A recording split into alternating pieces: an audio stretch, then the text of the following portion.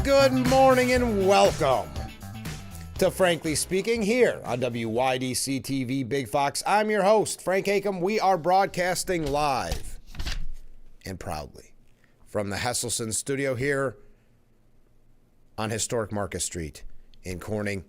Let's start off first. We'll kick it off with a big Wyoming wave. Yes, a wave all the way from the great state of Wyoming. We do have a comment we're going to kick off the program with, and then we're going to talk about all the breaking news of the day. Later on in the program, we're going to be talking with Justin Eberlin. He is running for Steuben County Legislature. He is running in the district that encompasses Caton, Hornby, and the town of Corning. So that'll be in the 7 o'clock hour. First off, comment from a viewer. This is from Ed. Hi, Ed. Rite Aid is closing, bankrupt for the second time, and forced to sell all stores. Because they were sued along with Walmart and Walgreens for $3 billion for being responsible for the opioid epidemic. Ed says he lost his brother because he was overprescribed opioids that his doctor overprescribed for a back injury. It was let go by Big Pharmacy for profits. I was also a first responder on 9/11. Well, thank you for your service, Ed. We appreciate that. Thank you very much. And then he says, love your show. Well, thank you. Glad you wrote in, Ed. Keep them coming in. I appreciate it. Oh, here's another. Good morning, Virtual Wave. Thank you very much. So the big news yesterday, the white smoke, of course. Your thoughts on the first ever American Pope. I'd love to hear what you think. Now, on the political front of things, it's kind of a mixed bag. He is a registered Republican voter, very active in his voting record, according to the New York Post. He voted in the 2024 presidential election, but we also know that he has spent years retweeting criticism of Trump's policies, so it's a little bit of a mixed bag. But he made history being the first ever American Pope, right from Chicago. And it was actually less than 24 hours into the secret voting session at the Sistine Chapel. The new Pope, known affectionately as Father Bob, stepped out onto the balcony in the Vatican to cheering crowds as he was greeted with them saying, "Peace be with you." Now he is 69 years old, like I said, born in Chicago.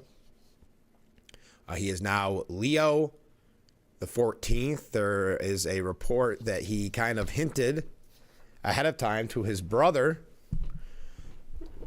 that he may get the job by saying something to the extent of, what name should I go by? Now, I did hear from some viewers late last night that said it was a really moving ceremony. It was one viewer saying it brought them to tears. What CNN says is there's 10 things you need to know. 10 things about the new Pope. He was, this is a weird way of putting it, but he was, quote, the least American of the American Cardinals. Prevost, was born in Chicago, but inside the Vatican, where he eventually lived and worked, he was considered the least American of the U.S. Cardinals. He worked for a decade in Peru and was later appointed bishop of another Peruvian city, where he served from 2014 to 2023. He speaks fluent Spanish and Italian, both of which he displayed during his first address to the public in St. Peter's Square. We also know that he was well regarded by Pope Francis. The late Pope Francis, quote, respected him and thought of him very highly, according to Vatican correspondent Christopher Lamb. Clearly, Pope Francis saw in him something. He saw in him as a capable leader, a very thoughtful person, a very measured person. Now, he's a member of the Augustinian order, which is spread across the world. He led the order for more than a decade as its prior general. He has strong leadership experience. These are all the things that CNN believes that you should know about Pope Leo XIV. He has a missionary focus. Prevost said in an interview with the Vatican News shortly after he was moved to his leadership role in Rome, he said, I still consider myself a missionary. My vocation, like that of every Christian, is to be a missionary, to proclaim the gospel wherever one is. Now, he's also, this is something to be noted, he is also a Peruvian citizen. He has dual citizenship in the United States and, and Peru.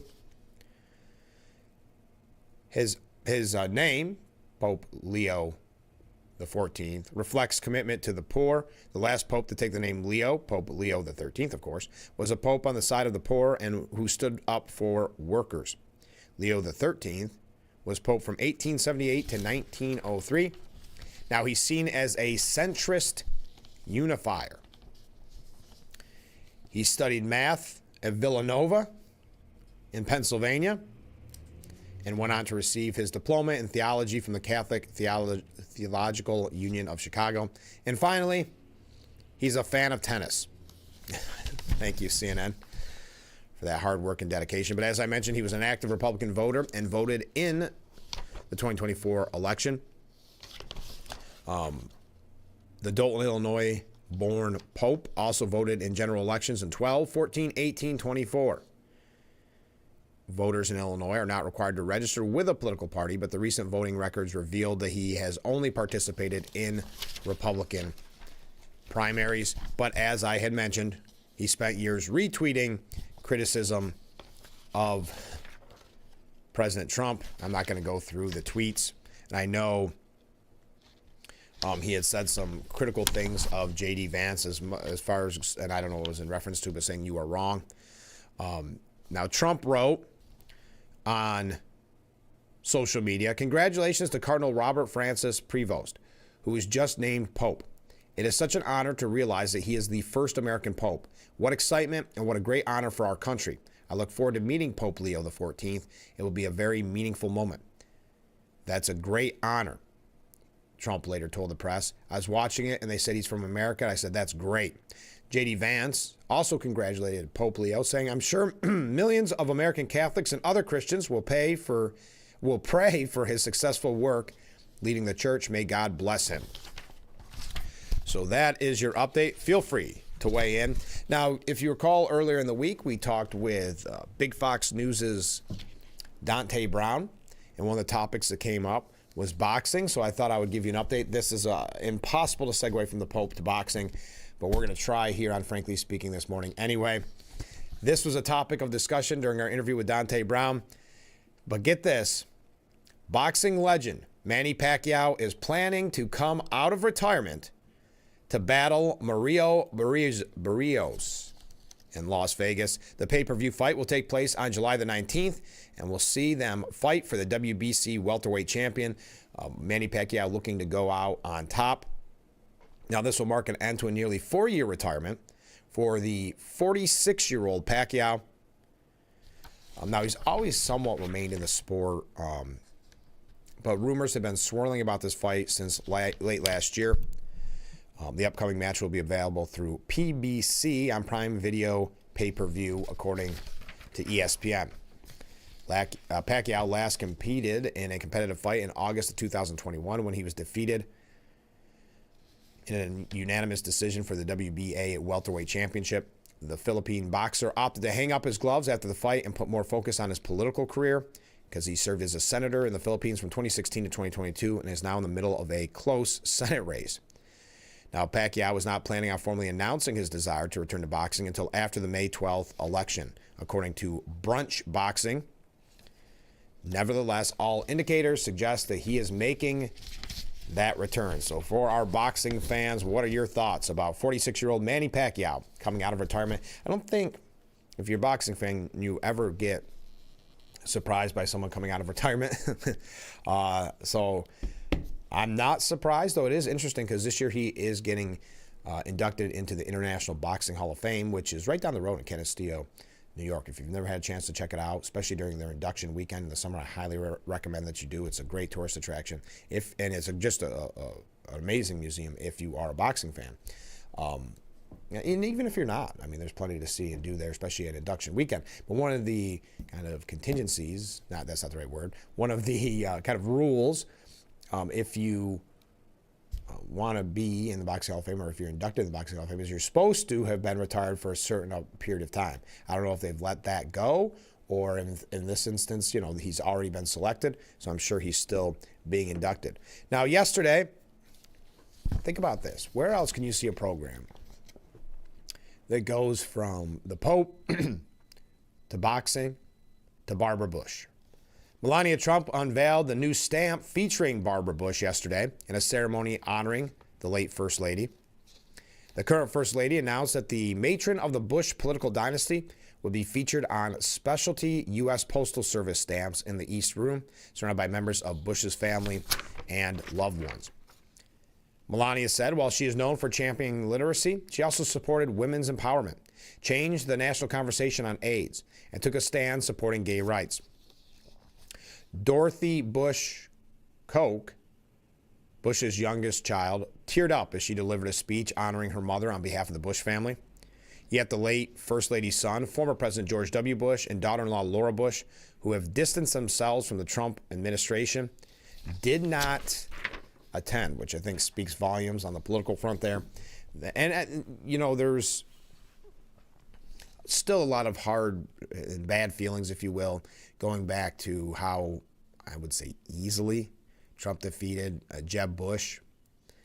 Obviously, there's a lot of name calling back then. But Jeb Bush, if you recall, we were told was the only way we were going to defeat Hillary Clinton, by the kingmakers of the Republican Party. And I've stated this a million times on the program, but I believe that's when the Republican Party finally said enough is enough. I think the Democrat Party is going through that a little bit right now with why is it these kingmakers keep telling us we've got to vote for this person because it's their turn, and then they lose. But it should also be known that President Trump did not appear at the unveiling. Now, it's unclear why the president didn't attend. Again, it could be because of that Jeb Bush thing a little bit. But a very nice ceremony in the White House. Now, we also learned that ahead of Mother's Day this year, the White House is honoring military mothers by welcoming them once again to the People's House. First Lady Melania Trump hosted moms serving the nation in uniform, the mothers of service members, and the mothers whose spouses serve in the U.S. Armed Forces. This happened yesterday afternoon. President Donald Trump, Vice President J.D. Vance, and Second Lady Usha Vance were all in attendance. The president saying, "You all do an outstanding job, and you should take tremendous pride in what you're doing and what you do." The president gave a special shout out to those working at the White House, thanking Air Force One pilots, nurses with the White House Medical Unit, and musicians in the military band. First Lady Melania Trump opened her speech by acknowledging the life-changing event that is motherhood. She called it, quote, an event that makes women invincible and exposed at the same time. It's remarkable, really, that my son's life creates unimaginable, unprecedented concerns and thrills for me, even until this day. All caring mothers understand these rare feelings. Nothing against fathers, of course, she quipped, but in my opinion, and I'm sure everyone in this room agrees, only a mother can grasp this particular point. All right, when we come back, some other breaking news. Oh, I'm sorry, I'm missing some of these waves. I was zoning out. We're going to talk about, I think, especially in our area, but I would say many people that supported Trump, very excited about his announcement for interim D.C. U.S. Attorney. We're going to talk about that. We have a couple quick updates on what's happening at universities. I don't want to spend too much time on it, but I do want to give you an update because I think there's quite a few things worth mentioning. Obviously, yesterday, and if you saw it, I'd love to hear your response. Joe Biden spending a little time with the hosts of The View. Do you know why Kamala Harris lost? Well, you may have your theories, but Joe Biden knows it's because of sexism. So we're going to talk about that as well. And also, posing the question this morning, do you agree with Al Sharpton, who says that Trump is fumbling and voters, supporters of Trump, are getting, quote, buyer's remorse, according to Al Sharpton on the program All In on MSNBC. So are you feeling buyer's remorse? That's our question, at least to start off the program this morning. Stay with us. We'll be right back with Frankly Speaking here on WYDC TV, Big Fox.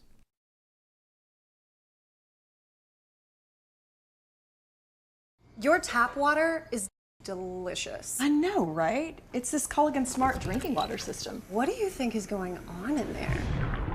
I'm smelling a touch of chlorine. Yeah, I'm detecting some PFAS. I'm also getting notes of lead. Perfection. Sending it up. Here we go. Certified to reduce more than 70 contaminants, it's like having your own team of water experts. See the smart difference at Culligan.com.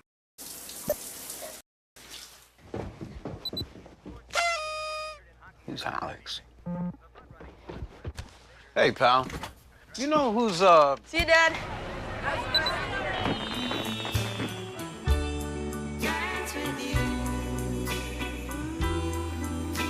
Happy birthday, Alex. That's so sweet. You remembered. It's all about connecting with seamless connectivity from Spectrum. You don't have time to go to the gym? The health club is not an option? Come to Hesselson today and see why swim spas and fitness systems can fit into anyone's yard and budget. 12-foot, 14-foot, 15-foot, 18-foot dual temperature hot tubs and swim spas are all on display in Hesselson's indoor and outdoor showroom. Try before you buy. 0% interest-free financing options are available on every Hesselson swim spa. Swim and exercise year-round and start making every day better. After 70 years, it's still fun to poke in the corners at Hesselson's. It's the 2025 Cardboard Boat Regatta. Hope that boat is sturdy for the big day, June 14, 2025. Employee Sing Plus.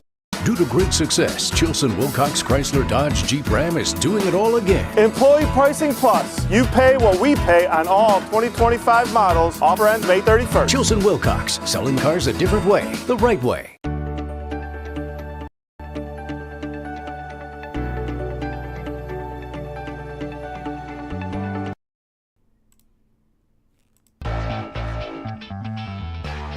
The Frankly Speaking Roof Cam is brought to you by Boss Security in Horseheads. Contact them today for all your business and home security needs. We are back broadcasting live from the Hesselson studio here on Market Street in Corning. Thank you for joining us. President Trump, once again, chipping away at the hosts of Fox News. This time, Elmira's own Judge Jeanine Pirro, friend of Frankly Speaking. Well, at least in the radio days. We had her on numerous times. What a nice lady. As interim U.S. Attorney for the District of Columbia, Trump wrote on Truth Social, Jeanine is incredibly well qualified for this position and is considered one of the top district attorneys in the history of the state of New York. She is in a class by herself. Congratulations, Jeanine. A Fox News media spokesperson told the Post that Pirro was a wonderful addition to the Five over the last 3 years and a longtime beloved host across Fox News media who contributed greatly to our success throughout her 14-year tenure. We wish her all the best in her new role in Washington. Now, if you weren't aware, yes, Judge Jeanine Pirro is from Elmira. Now, her mother has since passed away, but up until relatively recently, her mother was still living in Elmira. I recall, just to show you how nice of a person she is, I remember her doing my radio show, and she was asking what channel it's going to be on and what time it's going to play, because I want my mom to be able to tune in. Here she is on the #1 cable news network on TV, and she's more excited about having her mom hear her on the radio in Elmira. I thought that was such a charming anecdote, I guess, if you will. But I was honored to talk to her. It might have been about 3 times, maybe. Now, earlier Thursday, Trump pulled the nomination of Ed Martin to serve as the Capitol's top federal prosecutor after Senate Republicans kind of balked at the choice. I think we had an opportunity to talk about that quickly towards the end of the program yesterday. But Trump said he's a terrific person and he wasn't getting the support from people that I thought. I can only lift the little phone so many times in a day, but we have somebody else that will be great. Now, Pirro, who is 73, is a former Westchester County prosecutor, judge, and district attorney. She was county prosecutor for 15 years, rising to the level of assistant district attorney before being elected judge in 1990.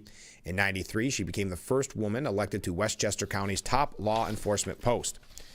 The Albany Law School graduate served 3 terms as Westchester County District Attorney and gained a reputation as a relentless prosecutor of domestic violence cases. Trump wrote in his announcement, during her time in office, Jeanine was a powerful crusader for victims of crime. Her establishment of the Domestic Violence Bureau and her prosecutor's office was the first in the nation. She excelled in many ways. Now, if you recall, she did even challenged Hillary Clinton for that Senate seat Her Senate campaign was short-lived. She dropped out a few months after announcing her candidacy. But in 2006, Pirro was nominated as the GOP candidate for New York's Attorney General. She lost that race to future Governor Andrew Cuomo. So, boy, hey, Fox News, if you're looking, you guys have got to be short-staffed over there. You see my number on the bottom of the screen. But congratulations to Jeanine Pirro, Elmira's own. Very proud. All right, a couple of college updates. Am I doing? I'm running a little bit late. Yeah, I'm running a little late. So let me give you a quick couple announcements about the program. So this morning on the show, we're going to be talking with Justin Eberlin. He's running for Steuben County Legislature. He is in the district that encompasses Caton, Hornby, and the town of Corning. So if you live there or you know people that live there, let them know that interview is today. Next week, you can almost call it Irwin Week. But on Monday, the Gaffer District is going to come in. We're going to talk with Colleen Fabrizi. She is going to join us to tell us about Glass Fest, not only Glass Fest, but her last Glass Fest. She announced that she is retiring from the Gaffer District. Well, Glass Fest is coming up very, very quickly. The kickoff of summer starts on May the 23rd. That is when the glass ribbon cutting is. So she'll be joining us on Monday. On Tuesday, Robbie Nichols from the Elmira Pioneers. He's going to tell us about this upcoming season and about opening day at the ballpark. Then this is when it now turns to Irwin. What I mean by that, in full disclosure, I am a resident of Irwin and also proudly on the town board. So these are going to be very by the book. They all are going to get the same exact questions because they are running for Steuben County Legislature in Irwin. So if you know someone in Irwin, tell them to mark their calendars for Wednesday, Thursday, and Friday so they can get to know their candidates. On Wednesday, it's Gernald Bakari. He is running for Steuben County Legislature in the Irwin District. You may recall he was on the program before when he ran for Steuben County Judge. Then on that's Wednesday. Then on Thursday, Kristen Clemens Westervelt. She is running as well there in Irwin. And then on Friday's a packed day. Friday, we're going to be talking with James Kuhl. He is the incumbent running in Irwin, in that district, Irwin, for Steuben County Legislature. And then on Friday, that's a big primary, isn't it? Then also on Friday, right after we talk with James Kuhl, we'll be talking with, well, of course, it's Fridays. Fridays with Phil, Assemblyman Phil Palmisano will be our guest. So think about that next week. Wow. We are packed with excitement. All right, when we come back a little bit about colleges, we do have some updates on the New York State budget that did pass. It's all over but the shouting. We're going to talk about that. And Biden's visit on The View. So stay with us. We'll be right back with Frankly Speaking here on WYDC TV, Big Fox.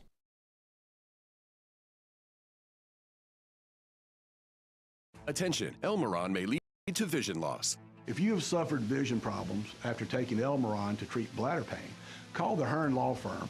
Elmeron may be responsible for your vision problems, and you may deserve compensation for your injuries. If you took Elmeron and now have vision problems, call the Hearn Law Firm at 888-308-3866 right now. You could find out if you qualify in less than 2 minutes. Call 888-308-3866 for your free case review. When it comes to best subs, wings, strombolis, and calzones, nobody does it better than Picnic Pizza. Picnic Pizza has been serving the Twin Tiers for over 40 years. With 2 convenient locations to serve you, Horseheads and Big Flats, you can dine in, carry out, or we'll deliver in a 5-mile radius. We offer everyday in-house specials like a family pack, 1 large pizza, 1 dozen wings, and 1 quart of soda. Having a party? How about a party pack? 1 sheet pizza, 2 dozen wings, and 2 quarts of soda. Picnic Pizza, the best darn pizza in the area. When you're running, don't forget to visit our Facebook page at Big Fox News. Catch up on news from the Twin Tiers. Vote on the daily question and hear about local events. All on Facebook.com/Big Fox News. Anyone, anywhere can record crimes as they happen, and we're going to watch them right here. He just took his car.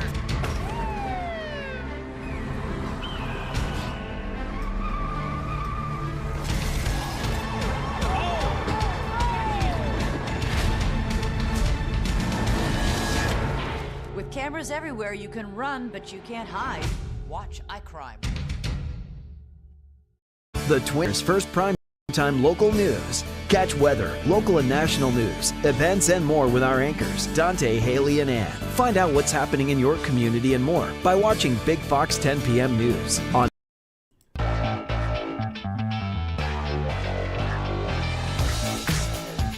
The Frankly Speaking Roof Cam, brought to you by Boss Security in Horseheads. Contact them today for all your business and home security needs. We are back, broadcasting live from the Hesselson studio, and today is Friday. You know what that means? We've got Climate Fact Friday from Bob. Good morning, Bob. Thanks for writing in. Bob writes in on Fridays to give us a little climate fact. You ready for this? Here we go, from Bob. Again, we are not getting the truth from the mainstream media. It seems the Earth is getting greener. Yes, for the last 30 years, the Earth did not burn up. Instead, it has added 20% more healthy green trees and vegetation. That is an area twice the size of the United States, mostly in arid climates in China, the sub-Saharan deserts of Africa, and many other locations worldwide. Some nomadic herdsmen can now graze their livestock in places that have not been grazed for hundreds of years. All of this has a cooling effect. I guess the Earth has a way of healing itself. Remember, you heard it first here on Frankly Speaking. Thank you. You did hear it first. Thank you. Climate Fact Friday from Bob. We appreciate it as always. We look forward to it, as a matter of fact. It's a highlight of our Fridays. Okay. What is not a highlight is that I have to keep giving you updates on Columbia, Harvard. But Columbia says it suspended some of the masked anti-Israel, anti-Semitic student rioters who trashed the campus library earlier this week. In that violent takeover that saw at least 2 security guards injured. They have already handed down at least 65 interim suspensions. What's the deal with interim today? Interim suspensions to students who were part of the chaos, according to the New York Post. 65. Another 33 individuals, including those from affiliated institutions and unspecified numbers of alumni, were also barred from campus. So you even have alumni, you have grown-ups. I wonder if any faculty got suspended. So Columbia is at least putting on the show, as someone said yesterday on the program, putting on the show that they're trying to look as if they're cracking down on anti-Semitism so they get their taxpayer funding. Joseph Postnik, executive vice president of the New York Board of Rabbis, said, "What happens the day after? We need to see serious consequences." And calling for, I love this, some Old Testament justice. This happened during preparations for final exams. They don't qualify as serious students. There should be harsh consequences. People were assaulted. Columbia needs to come down hard or this activity will happen again and again. Yes, because if there are no consequences, real consequences, they know they can, as they have in the past, get away with it. They don't care if it affected other people's exam studies. They don't care if it affects the taxpayer funding to Columbia. They're not looking at the future here of Columbia or have any kind of, respect for their institution because they want to be seen being the most anti-Semitic, so they get the likes and they get their retweets and these type of things. Postnik's sentiment was echoed by the Columbia Jewish Alumni Association, which said it was dismayed at the violence, destruction of property, and anti-Semitic acts by protesters at the library, while still thanking the school for calling the cops. The suspensions, especially during exams, I don't know, how are they just not booted from campus altogether? Now, suspensions are fine, but okay, are they going to be able to make up their final exams after the suspension, or does this mean they have to essentially go another year? Does this mean that maybe they don't graduate? There's a lot of questions. There's a lot of window dressing you can do to make it look like you're cracking down, such as calling the police. But at the end of the day, if they're not real-world consequences, or I think it was put perfectly, Old Testament justice, then that's all it is window dressing. The New York Post editorial board echoing this statement and the statement that I've been making, Columbia University's leadership can atone for its sins from last spring. Throw the book at the pro-Hamas thugs who stormed and illegally occupied the campus library during the final weeks. They've got, and that's, I like that, atone for their sins of last spring. They did not handle that properly. They let anti-Semitism fester and grow. And so now they're reaping the consequences. So now, let's atone for those sins. This was not peaceful protest. They violated the school's ban on wearing masks to conceal your identity, injured 2 campus safety officers, defaced property, and refused to present student IDs when asked. Other students had to evacuate the library again during finals. School officials asked the occupiers to show ID and leave, then called in the NYPD to arrest the 80 who refused. Now, I think there's something to be said about this. Now, there was 80 people that were arrested. Think of this, and I don't know what this means, and I don't know how much you want to read into this, but think just kind of analytically, think about what this means. Out of the 80 people arrested, 61 were women, 19 were men. Why is there a larger percentage of women, a much larger percentage of women, participating in these anti-Semitic acts, these pro-Hamas acts, especially if you see what Hamas believes and does to women? What would the reasoning or rationale be behind those numbers? That's kind of startling, isn't it? 80 people arrested, 61 of these anti-Israel agitators, 61 women, 19 men. At least 50 were reportedly students. Yet Columbia's leaders so far aren't even clear if any will be suspended, let alone expelled. Now, they did announce expelled. That was the word I was looking for. Why are they not expelled? I couldn't think of it earlier. Suspension to me is a slap on the wrist. Unless it affects their finals and they can't make up those finals, then maybe it's more of a punishment. But if they're suspended for a week, they don't go to class, but then they come back and they get to take their test, graduate, or get to advance to the next year, then that's not really any kind of punishment. And this will just continue to grow, as we saw from last year. So why not expelled from campus? That's when you'll be seen as doing something. And maybe, listen, when you have to make that call home to mommy and daddy and sorry, I lost you $100,000 and I can't graduate now because I got expelled because I wanted to harass Jewish students while they studied for their final exams, that phone call may not go well. That may not bode well for your future, but that's the kind of punishment, or as that one gentleman said, Old Testament justice. The school's latest acting president, Claire Shipman, has a clear duty to throw the book at them. Name and shame the masked cowards. That's another very good point. Let's start naming these people. Let's start putting them out there so that future employers know what they're hiring. Now, in New York, that may not work because you can't even know the criminal records of your potential employees because of laws changed recently. Suspend them for at least a year, denying diplomas to any otherwise set to graduate, and with any return to school, any possibility to return to school, they must show clear remorse. Work with Homeland Security to revoke the visas of foreign students who broke campus rules and engaged in violence. Demand that Manhattan District Attorney Alvin Bragg prosecute all lawbreakers, especially including any non-students. Forget about the changes demanded by the Trump administration. For its own sake, Columbia needs to reject anti-Semitism and crack down hard on violence, vandalism, and intimidation. We are resolute that calls for violence or harm have no place at our university, ran Shipman's statement last Wednesday. Let's hope the school takes all the action needed to make that so. Also, Douglas Murray took it a step farther, saying, probe the foreign influence behind those terror-loving anti-Jew college agitators. Well, maybe, yeah, because I have a couple other quick things on it. So we'll wrap up this in the next segment. Stay with us. We'll be right back. Frankly Speaking, here on WYDC TV, Big Fox.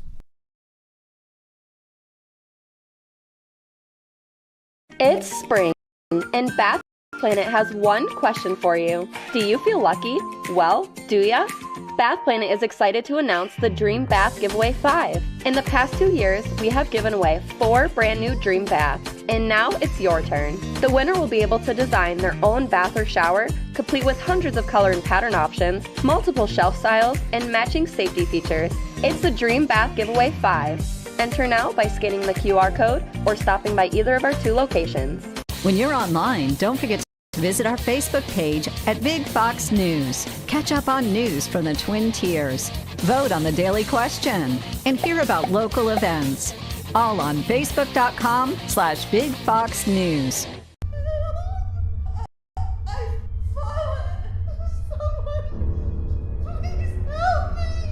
With any of Life Alert's 3 emergency systems, help can be summoned immediately, and batteries never need charging. This is Life Alert. I'm calling for help right now.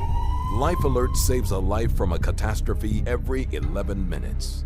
For a free brochure, call 1-800-806-2212. 1-800-806-2212. It's a season of sharing. Having a good time has always been my #1 goal. I tend to get crazy. At my age, I should not be jumping up and down like that. And if you don't know what I mean, ask your mama.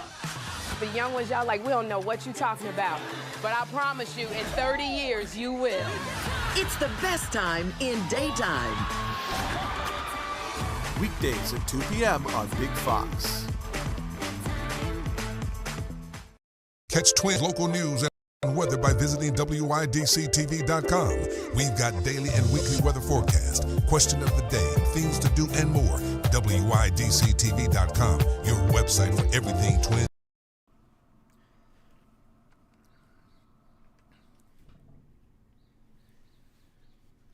The Frankly Speaking Roof Cam, brought to you by Boss Security and Horsets. Contact them today for all your business and home security needs. We are back broadcasting live from the Hesselson's studio here on Market Street in Corning.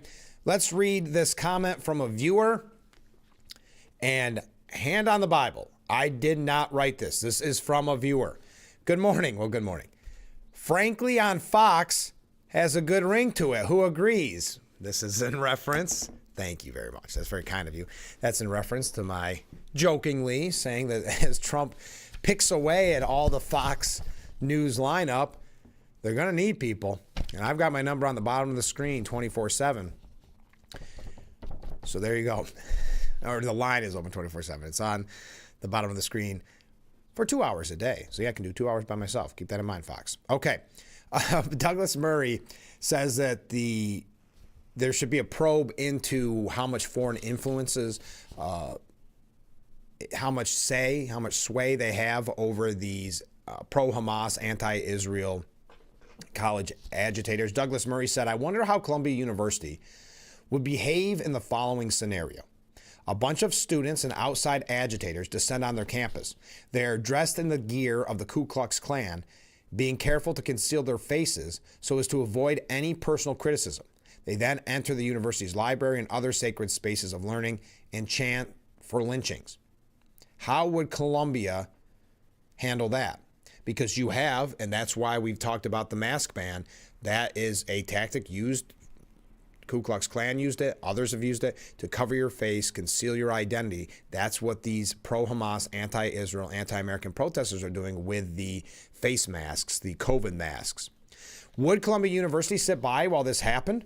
Said Douglas Murray. Would Democrat prosecutors and left-wing activists claim that this was simply a case of people exercising their free speech rights? And would conservative pundits wishing to appear as being on the right side of history insist that the hooligans should be allowed to continue their threatening actions with impunity? I would guess that the answer to these 3 questions, and it's easy, would be no, no, no. So why do so many people think that a movement which dedicates itself to intimidating and threatening another minority group in America, specifically Jews, finds itself so protected? Now, he goes on, this is a great piece. You can find it for yourself at the New York Post. We don't have time to read all of it. So it is, or should be, well, let me take a step back. I would expect every person of goodwill to ask how this has happened. Who was pushing this filth, and how every arm of the state could go about stopping it. So it is, or should be now. The new Klan, as he calls them, has gotten away with their violence for far too long. to adopt some language they would understand. It's time to shut this blank down. So it's time for these investigations. It's time for Columbia to take this seriously. As the New York Post editorial board said earlier, as I mentioned, suspensions I don't believe are enough. Unless it's a year suspension, they should be expelled. And now I'm not sure about this position, but Betsy McKay, who does, I very often agree with, she actually says, zip it, Mr. President. The IRS must revoke Harvard's tax status without your meddling. I'm not exactly sure why she took that tact. Now, I will say, Senator Schumer, I don't quite understand. He was showing support for Harvard. And him and Elizabeth Warren, both alumni of Harvard, accused Trump of weaponizing the IRS to strip Harvard of its 501c3 status. The truth is, Harvard should lose that status because it has illegally allowed the trashing of Jewish students' civil rights, while simultaneously skirting a Supreme Court ruling that outlawed reverse discrimination against Asian and white applicants. This isn't about trying to make left-wing academia more balanced or less biased. Even though Section 501c3 of the Internal Revenue Code bars tax-exempt organizations from engaging in propaganda or favoring political candidates, the IRS has always turned a blind eye to campus leftism. No one wants the IRS to bludgeon universities into conforming to the president's ideals. She goes on. And as I said, I'm not going to keep going on about this. But Trump's meddling muddies the waters, giving opponents something to seize on and detracting from the open and shut discrimination case against Harvard. I would tend to agree with her, or tend to disagree with her, excuse me. The only reason I say that, well, let me finish what she said. Zip it, Mr. President. The university's actions are revolting. Time to crack down, and revoking Harvard's tax exemption is the way to do it. Money talks. I agree with her that the tax-exempt status needs to go away. I don't believe Trump's quote-unquote meddling affects it one way or the other, the public perception of it. Because what she's trying to say is when Trump talks about it or Trump gets involved with it, people think it's to move Harvard to a more conservative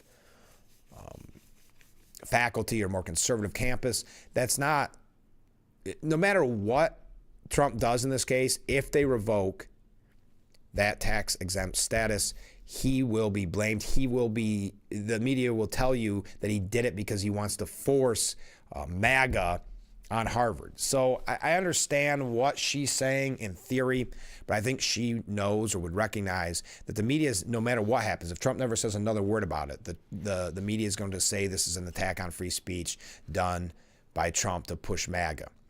So I think it's a little utopian to think that we're not well past that happening. I mean, that happened as soon as Trump mentioned it, and it would have happened even if Trump didn't mention it, if it just happened from the IRS. So, again, I agree. Tax-exempt status needs to go, but I don't think Trump talking about it or not talking about it makes a difference. He is going to be blamed for, quote-unquote, attacking free speech rights, but as Douglas Murray said, would that be the attitude if this was the Klan going into college campuses and threatening the lives of African-American students? Okay. One other update before we get to the Biden interview on The View. We're not going to talk too much about that, but I would love to hear your take on it. Also, again, the question, well, other than the kind viewer who asked, how do you like Frankly on Fox? It has a nice ring to it, doesn't it? Asking if you agree. I thank you for that. But the other question is, do you agree with Al Sharpton? Because I know we have a large contingent of Trump supporters in this audience, that the Trump supporters, the Trump voters, are getting buyer's remorse on Trump. All right, before that, just a quick update on Kilmar Abrego Garcia. Department of Homeland Security Secretary Kristi Noem, and have you noticed that's been kind of out of the media? If you're Abrego Garcia, you've got to say, whoa, what happened? I thought that there was going to be a bunch of more senators. I thought I was going back to the United States, not home to the United States. Remember, home to Mr. Garcia is where he's at, El Salvador. He came here illegally, alleged to have MS-13 gang ties, human trafficking ties, known in court documents to be a repeated wife abuser. This is who the Democrats hitched their wagon to when more and more damaging information came out about Mr. Garcia. You notice the Democrats have been mysteriously quiet lately on Garcia. Isn't that interesting? With even Hakeem Jeffrey saying no more trips, guys, to El Salvador. But Kristi Noem is made. So anyway, what I was saying there was that the media's been pretty quiet about it as well. But Department of Homeland Security Secretary Kristi Noem is making clear to Senate Democrats that, quote, there is no scenario where a deported illegal alien, Kilmar Abrego Garcia, returns to the United States. During a Senate Appropriations Subcommittee on Homeland Security hearing on Thursday, Noem told Senator Chris Murphy, quote, Abrego Garcia is a citizen of El Salvador and should never have been in this country and will not be coming back to this country. There is no scenario where Abrego Garcia will be in the United States again. If he were to come back, we would immediately deport him again because he's a terrorist, a human smuggler, and he is a wife beater. Abrego Garcia is not a citizen of this country and is a dangerous individual who does not belong here. If he were back in this country, we would immediately deport him. Kind of reminiscent of what the El Salvadorian president said at the time. Because the media said, are you going to send Garcia back? And he said, you really expect me to smuggle a terrorist into, you can't be serious. You're asking me to smuggle a terrorist into the United States. So very reminiscent of what the El Salvadorian president said with what Kristi Noem said. In no scenario would he step back in the United States, or we'll deport him again. All right, let's take a short break. We'll be right back. When we come back, Biden on The View. Stay with us. This is Frankly Speaking here on WYDC TV, Big Fox.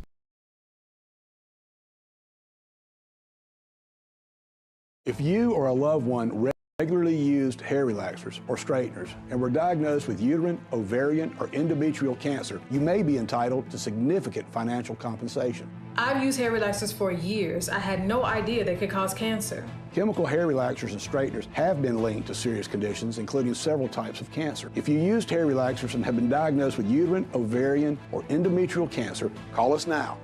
There's no fee unless we win your case. Call today. Distracted driving is dangerous, but some people just can't seem to help themselves. There's the steering wheel propper, the sneak-a-peeker, the fast roller, the nightlighter. And it's not long until they become the fender benderer, the got-a-ticketer, the veering off the road, the driver who kills someone. Enough with the phones already. Just put them down. It's the 25 Cardboard Boat Regatta. Hope that boat is sturdy for the big day, June 14th, 2025. Who are you? Your lungs. We are proud of you for quitting smoking, but you still may be at risk for lung cancer. A routine cancer scan can detect it early. Learn more at savebythescan.org. The Twins' first prime-time local news. Catch weather, local and national news, events, and more with our anchors, Dante, Haley, and Ann. Find out what's happening in your community and more by watching Big Fox 10 p.m. News on The Frankly Speaking Roof Cam, brought to you by Boss Security in Horseheads. Contact them today for all your business and home security needs. We are back, broadcasting live from the Hesselson studio. Mark writes in, good morning, Frank. Well, good morning, Mark. Ponder this thought, that these students that are protesting at various universities are probably being backed by the countries they came from, trying to spread their beliefs here and recruiting more people. That's a great point. That was kind of to, I think it was Douglas Murray's point, that we should definitely look into the foreign influence when it comes to these agitators. I'm still fascinated by that. The large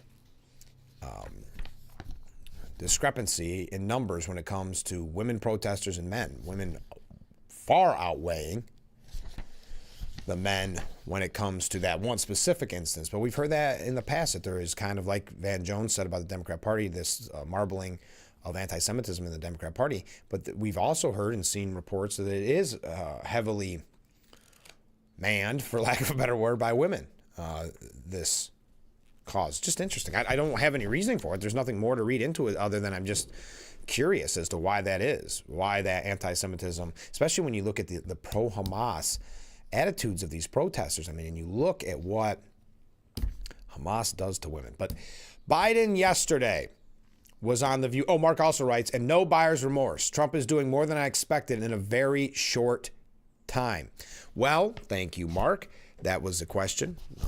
Al Sharpton believes that you have buyer's remorse when it comes to electing Trump. Now, yesterday, former President Joe Biden appeared on The View, and he blamed sexism and racism for why you didn't vote for Kamala Harris. It was sexism and racism. Never mind, this was a candidate that even the Democrat Party didn't want originally. We had heard for 4 years that she wasn't an effective VP. She's not a good campaigner. She never got a single vote in the primary when she ran the first time. She is not a good candidate. She had no great ideas. She said on that exact program that Mr. Biden was attending that she would do nothing different than Biden.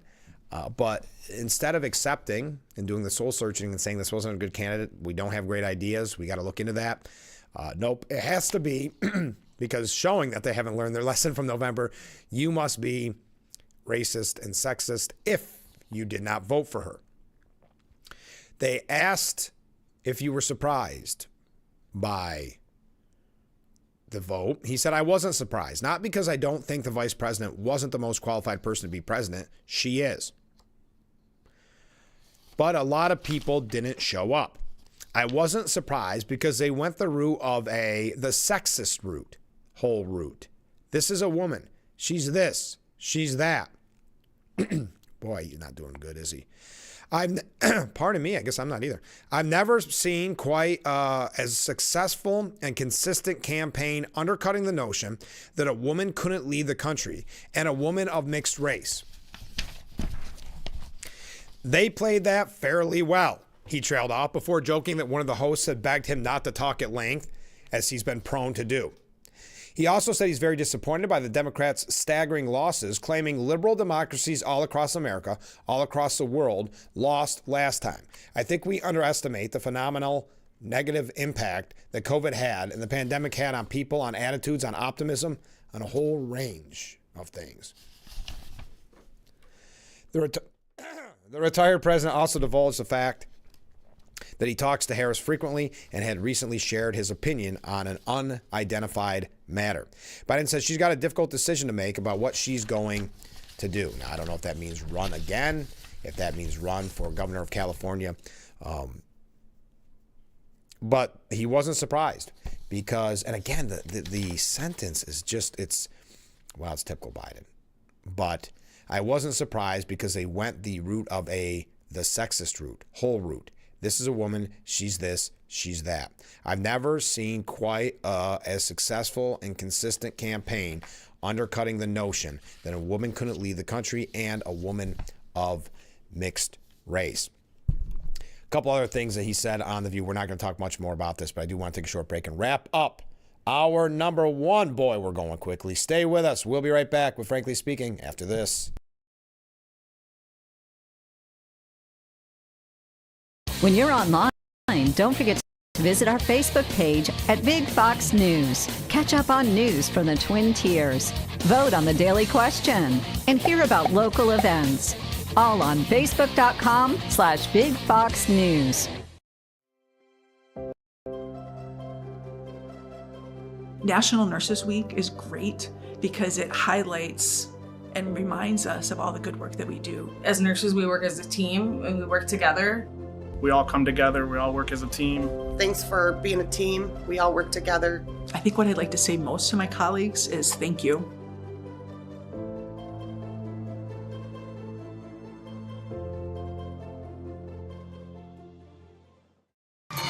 Something with a diamond in it. Diamondback rattlesnake. It's in the name.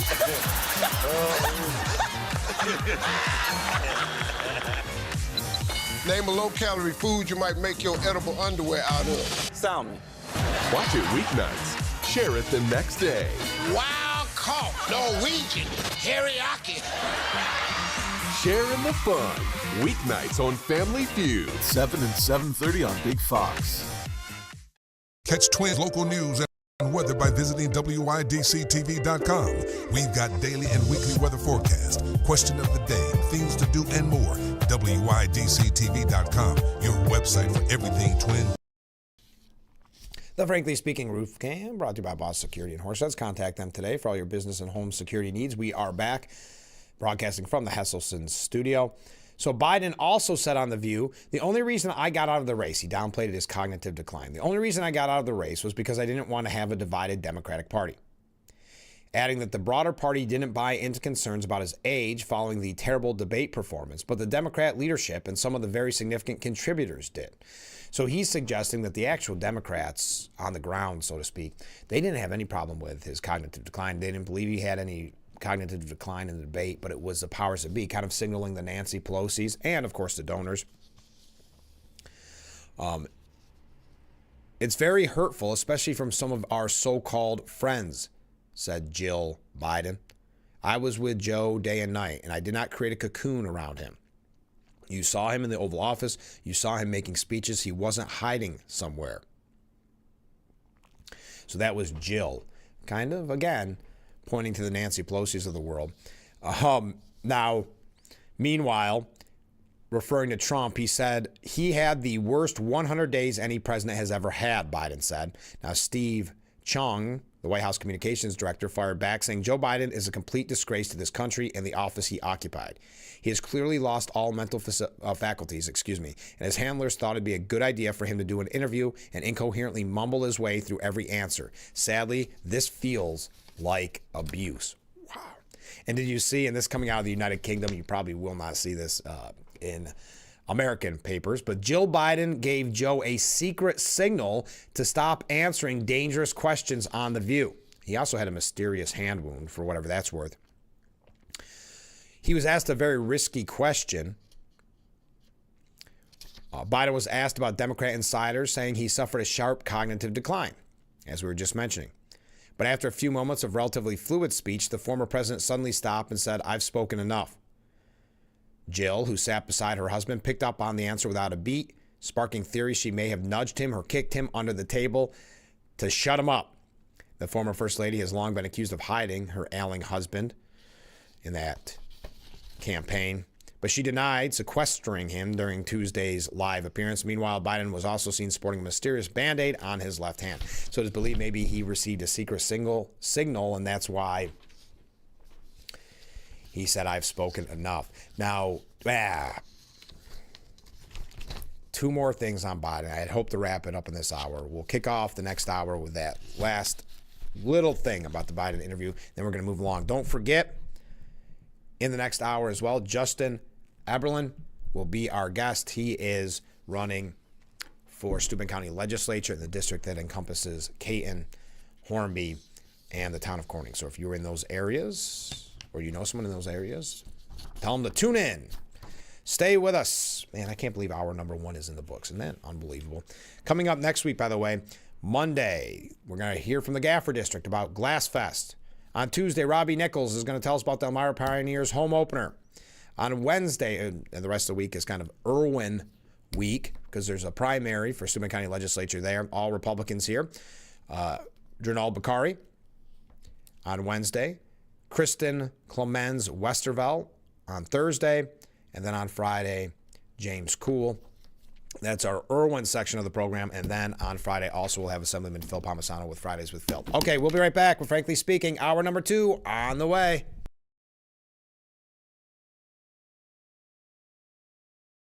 Attention, Elmeron may lead to vision loss. If you have suffered vision problems after taking Elmeron to treat bladder pain, call the Hearn Law Firm. Elmeron may be responsible for your vision problems, and you may deserve compensation for your injuries. If you took Elmeron and now have vision problems, call the Hearn Law Firm at 888-308-3866 right now. You could find out if you qualify in less than 2 minutes. Call 888-308-3866 for your free case review. When you think boots, think Hesselson. Hesselson has the largest selection of work boots in the area. Composite and steel toe boots, Met Guard boots, soft toe boots, and hikers, duty and western boots all in one location. Hesselson, Elmira Heights. Hesselson has men's and ladies boots in all sizes and widths. Choose from the largest names in the industry. Danner, Carolina, Timberland Pro, Keene Utility, Thorogood, Area, and Georgia, to name just a few. Hesselson has been locally owned and operated since 1955, so when you think local service and great selection, think Hesselson. Remember, it's always fun to poke in the corners at Hesselson. This year, Big Fox and Coastal Television bring you 23 New York Mets games free over the air this spring and summer on WJKP. No Apple Plus subscription, no Fubo subscription, no MLB subscription required. We have the schedule for all of our Mets games on WYDC-TV.com. Mets versus Yankees, and June 2nd, Mets versus Dodgers. Brought to the Twin Tiers by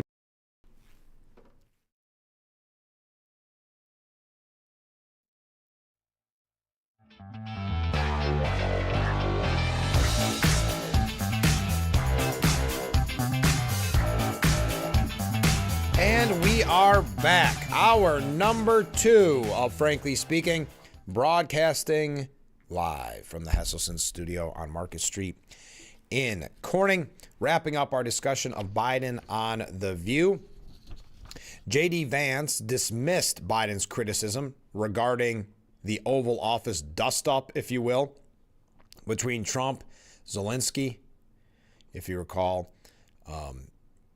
Joe Biden came out and did an interview yesterday, said host Martha McCullum. He said that the famous Zelensky Oval Office confrontation was, quote, beneath America. What would you say to the former president? J.D. Vance said, well, I think it's rich for Joe Biden to comment on anything we're doing when it comes to Russia and Ukraine, because, of course, under Biden's administration, Russia launched a full-scale invasion of Ukraine. And if we wanted to take advice from anybody on foreign policy, especially foreign policy in Europe, it would not be Joe Biden. So I wish Joe Biden the best. I don't really care what he has to say about American foreign policy, because so much of what he actually did was a total disaster. If we just did the opposite of what Joe Biden did, I think we would have one of the most successful foreign policy administrations in a very long time. So he can spend his time on the beach or doing whatever Joe Biden does. We will continue trying to fix the problems that he created. What a great response from J.D. Vance. Why it's always refreshing to watch an interview or a speech by Mr. Vance. One last thing on the Bidens, unrelated to The View. Former President Joe Biden and former First Lady Jill Biden are weighing a $30 million tell-all book deal that would likely include details from the diary Jill kept during her time at the White House.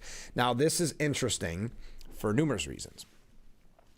This seems to happen with Democrats on a regular basis, whether it's someone like Bill Clinton, Hillary Clinton, all the way down to someone like Andrew Cuomo. They get these huge book deals. It's almost like a legal payoff for them.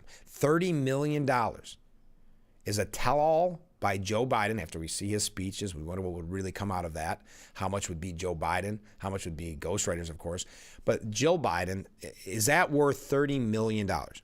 She could write a very explosive book if she wanted to, a former White House aide told the outlet. It would be interesting if they would be truthful, if we'd learn, about what their thoughts on Nancy Pelosi was, how they kept Joe Biden's cognitive decline hidden. But those are most likely not the subject matters. The joint book deal is contingent on Jill, whom experts say could be worth $15 million on her own. However, Jill would likely be required to reveal details surrounding her husband's declining mental health, as well as his disastrous debate against Trump and his decision to leave the race, which could be a holdup. The report notes that Jill Biden is Joe's biggest defender. But they are, and she would want to shape the family's narrative because we know they circle around each other. She's his grudge holder for sure. And there are definitely plenty of people she will never talk to again. But it's unlike her to take public swings at specific individuals or lay blame. It's just not her style. That's what is going to sell books, though. Money is allegedly a huge factor in the family's decision, as their son Hunter Biden is around $15 million in debt from legal fees for several federal cases, along with art sales drying up, surprise, surprise, and a floundering memoir. Given the financial state of her son, that her son is in, and the lack of interest in paid speaking engagements for both of them, they could be forced to think twice about how personal and specific they get in their book. I don't believe we'll see too much of a tell-all there, but I think it was still worth noting. All right, to New York State. The legislature passed the long-delayed state budget. Both houses of the state legislature passed the massive $254 billion state budget package yesterday. Now we know the deadline was April 1st. We are going to talk with Phil Palmisano about his experience in Albany. That's on Friday's program next Friday. Lawmakers made the final vote on the spending plan Thursday evening after fierce debate over a provision slipped into the budget that could leave state taxpayers on the hook for millions of dollars to defend Attorney General Letitia James. We're going to talk about her in a moment as well. This certainly is the height of hypocrisy, said State Senator Andrew Lanza. The provision tucked into the budget would allow a state employee to be reimbursed for legal bills if they face discriminatory or retaliatory treatment from the federal government as a result of their employment. Lanza said, I can't imagine a majority of New Yorkers not being outraged that their hard-earned money that go to the government are now being used or can be used to pay for private attorneys to defend public officials against charges of crimes that they committed having nothing to do with their elected position. However, Deputy State Senate Majority Leader Michael Gianaris argued that the law is needed because we are currently in an environment politically where the legal system, the prosecutorial system, investigative bodies of government are being used to target political enemies. Think of the irony in that statement. When we know Letitia James made it her campaign, and Alvin Bragg, made it their campaign to use lawfare to go after Donald Trump when he was no longer president. They still hang their hat on that. They're very proud of that. Lawmakers on both sides of the aisle seem to express more exuberance about the budget's passage than its actual content. The 10 individual bills that constitute the massive spending package based largely along party lines. Under state law, legislators do not get paid while the state budget is delayed. I don't know if you saw that. Go to Empire Report if you're bored. Someone went on and took a video of the line for these lawmakers to collect their checks because, yes, they get their back pay, but they haven't been paid since April 1st, so a little over a month and a week. So there's it almost looked like the old photos during the Great Depression of the soup kitchens where they received their paper checks for their 5 weeks of back pay. It was laughable, if I'm being honest, to see that video of how they're just waiting there. It was quite a lengthy video of them waiting for their checks. Now, the New York budget does include several provisions benefiting lawmakers, not just Letitia James. We talked about the campaign finance, which going back to that point about how it's the height of hypocrisy and the hard-working taxpayers would be outraged if they knew that they're on the hook for Letitia James's lawyers. Yeah, well, hard-working taxpayers are outraged that they have to pay, 6-1 taxpayer dollars for campaigns to candidates that they may not ever support. A series of measures that appear to benefit incumbent politicians in New York were tucked into the state budget being approved this week by lawmakers, according to the Albany Times Union. You have $10 million for the legal defense, as we have mentioned, and that's specifically for Letitia James. Even though Letitia James, what she did was not in any capacity related to her job, but they are trying to suggest that it is. You have the campaign finance changes now making it even better for incumbents. And this was predicted, and that's the unfortunate part. When this was first thought of, it was tested in New York City, and then they started thinking they were going to bring this campaign finance to the state. This was back in my radio days. We talked with Assemblyman Phil Palmisano at the time. We said, look at the slippery slope this puts us on. Look at where this leads to. And we're right. It ends up now not just benefiting small donors, but big donors. It is helping incumbents, and you and I are on the hook, taxpayers of New York State, for paying for candidates that we may never support. I remember Phil said at the time, you may not want to support me. I shouldn't get your tax dollars then. But if you do support me, then you can make that pledge basically with the money. If I support a candidate, I like you, here's $100 for your campaign. That's how it should be, but not in the state of New York. The program instituted a strict set of requirements on which contributions were eligible originally to receive matching funds from the state. Previously, only contributions from in-district donors up to $250 would receive matching funds. A donation of $250 would actually end up giving the candidate $2,300 in state dollars. What does state dollars mean? Taxpayer dollars. So $250 donation from someone in your district towards your campaign gives you $2,300 in taxpayer bonus. But these last-minute tweaks implemented by Democrats will loosen some of the restrictions in the program. Among the most controversial, all contributions up to $1,050 are now eligible for matching funds, though only the first $250 of those larger contributions will be able to be matched. So there'll still be the $2,300 matched, but before it was supposed to be to kind of promote small donors, right? So anything over $250 you didn't get the matching funds. Now they're saying, well, you can go up to $1,000, but we're only going to match the first $250. It's obviously going to give more influence over wealthy voters. It's also going to benefit incumbents. Campaigns that choose to participate in the program previously had to return all leftover funds in their campaign committees at the end of the election cycle. Now, thanks to the tweaks, candidates who choose to run for re-election are allowed to keep up to $50,000 in unused funds instead of having to return the surplus. What a waste of taxpayer dollars. Is this how you wanted your money to be spent? This follows a rule change previously passed by the Public Campaign Finance Board that authorized the transfer of public campaign funds to candidates' political committees. Now, the income ban, there was talks of making a certain income. You can't make so much outside of being an assembly person or a senator. That was delayed. So again, benefiting the politicians. The state's top 2 elected officials must appear on primary election ballots together after last-minute push from Hochul, who slipped a surprise measure into the budget negotiations. The bill states that a political party state committee must choose their preferred candidates for governor and lieutenant governor as a package deal, with the committee able to select that ticket by a simple majority vote. New York is one of the handful of states that allow candidates for both positions to run separately. The provision formally codifies what has been an unofficial practice for years, as Hochul handpicked both of the politicians who have served as her lieutenant governor. It will be in place for Hochul's re-election bid. So there you go. We also learned yesterday that they have watered down Hochul's proposed discovery changes. Not a surprise. Now, she's going to declare victory no matter what. She did this with reform to bail reform last go-around, which had no teeth. It was just so she could put out the press release saying that she's fighting hard for you and for public safety, because she saw how successful Lee Zeldin was on running on public safety. The governor still got legislative leaders to agree to rollbacks to the 2019 reforms, but it wasn't exactly what she proposed.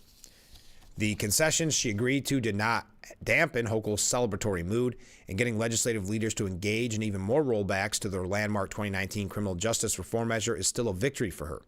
The amendments to the law still tip the scales further back in favor of prosecutors in a way Hochul argues balances them, and public defenders say makes them uneven again. She said, I swore to fix the loopholes in our discovery law that were letting criminals walk free. Thanks to the work of the New York's district attorneys and advocates, we got it done. Now, when we come back, we're going to tell you a little bit about what some people had to say about this, and Letitia James. We've got so much going on. Oh, hey, real quick. No, I'll tell you. No, you know what? I'm going to tell you about this when we come back. I got kind of a special announcement I'm excited to tell you about. So stay with us.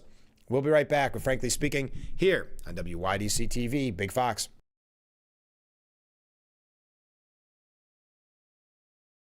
This year, Big Fox and Coastal Television bring you 23 New York Mets games free over the air this spring and summer on WJKP.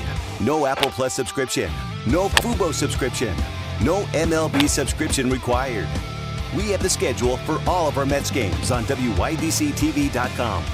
Don't miss May 16th, Mets versus Yankees, and June 2nd, Mets versus Dodgers. Brought to the Twin Tiers by Big Fox. Visit BP and go sailing with the Captain. 1.75-liter Captain Morgan spiced rum in glass or plastic bottle is on sale for $27.99 a bottle all month long. Save more with a mail-in rebate of $3 off one bottle or $15 off three. Babbage Sauvignon Blanc from New Zealand is on sale for $10.99 a bottle. A mail-in rebate saves you even more. $3 off one bottle or $24 off six. GCP Discount Liquors and Wines and Horseheads. The best in service, selection, and price. Fox 10 p.m. News is the first primetime local news for the Twin Tiers. Our reporters, Haley and Dante, scour the southern tier to bring you up-to-date news regarding local businesses, economics, and how national decisions impact our area. If you're not near a TV, don't worry. You can also catch our 10 p.m. news live on WYDCTV.com/livestream. Don't miss Big Fox 10 p.m. News on WYDC, on TV, or our website.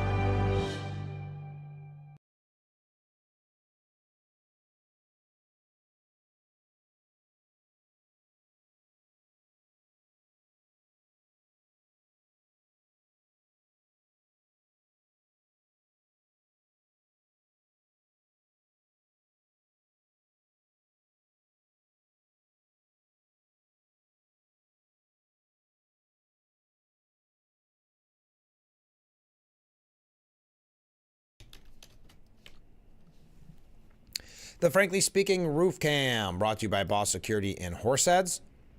Contact them today for all your business and home security needs. We are back, broadcasting live from the Hesselson studio on Market Street Corning. I said I had a kind of a special announcement. I'm very excited. We had someone earlier joke because Donald Trump is taking so many of the Fox News hosts and putting them in his administration that they're going to be running short on their stable of hosts. So I jokingly said, my number's on the bottom of the screen, and one viewer said, frankly, on Fox has a good ring to it. Who agrees?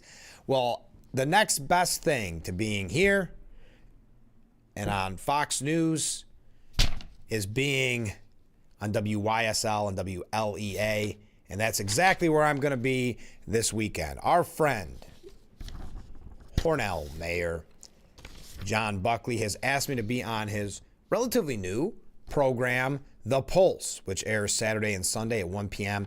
LEA for our friends in Hornell. I don't think I have to tell you what LEA is. They're amazing. They do a great job. And WYSL, my good friends, my old friends from our radio days in Avon. I can't wait. I'm really looking forward to it. Get to return to my roots a little bit and go back on radio. But it's going to be, I don't know how I'm going to handle being interviewed and not doing the interview. We'll see how it goes. But I hope that if you are in that listening range that you'll be able to tune in. I think you can check it out online as well. But WYSL, go to their website. Maybe you can listen to it there, or obviously in Hornell, WLEA, The Pulse with Mayor John Buckley. And I'll be on Saturday and Sunday at 1 p.m. I can't wait. All right, some comments from viewers. Ken writes in, until yesterday, I have never watched The View. I have certainly seen clips of the show and knew that watching a group of deranged liberal Trump and Republican hating women work to inoculate other women with TDS, Trump derangement syndrome, was not something I was interested in watching. Boy, was I surprised. Instead of a serious political bash Trump show, I found out that it is a political satire comedy show. I was rolling in my chair with laughter. In the future, when I'm feeling down, I will tune in to boost my spirits with a good laugh. Thanks, Ken. Yes. Seeing the clips from Biden, I understand why you would think that was a political satire comedy show. Comment from a different viewer. Joe and Jill went on The View to fetch a bit of attention. But Joe was tricked by Jill, you see. She said it was a convention. Thank you very much. All right. I like it. Keep those comments. Keep those waves coming in. So the Post suggests that the fixes, quote-unquote fixes, in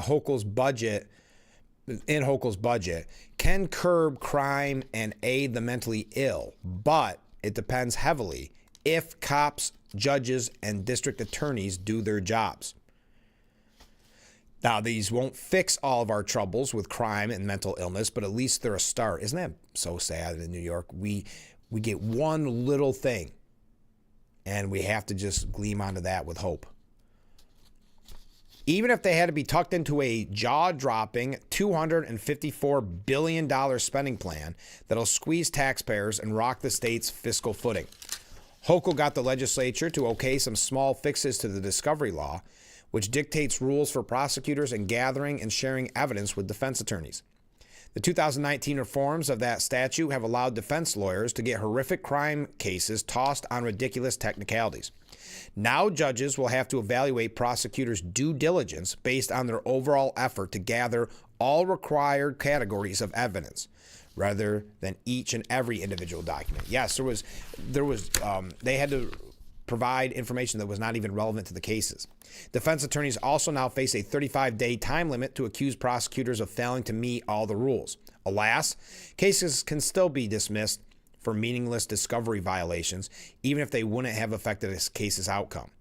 And New York judges, who too often favor perps over victims, will still have enormous discretion on what counts as a violation and what to do about it. Hochul made more headway on expanding involuntary commitment of the mentally ill. Her fixes allow authorities to hospitalize someone not only if he or she is an imminent risk to themselves or others, but also if they risk harm because of an inability or refusal to care for themselves due to this illness. That's true compassion. It gives people the help they need, even if they're too sick to realize they need it. It also helps protect the public from potential violence from mentally ill people not yet deemed an imminent threat. Of course, the trick on both discovery and involuntary commitment will be to get cops, prosecutors, judges, doctors, and administrators to understand the new laws and implement them faithfully. No criminal should be allowed to escape consequences based on irrelevant technical violations, and it's critical to get people suffering from mental illness off the street and into facilities even, that can best care for them. Again, all this was stuffed into a $250 billion plus budget that recklessly raises state spending by 9.5%, more than 3 times inflation. That ensures budget chaos later this year when Uncle Sam chops federal aid to New York, not to mention revenue losses from any economic slowdown.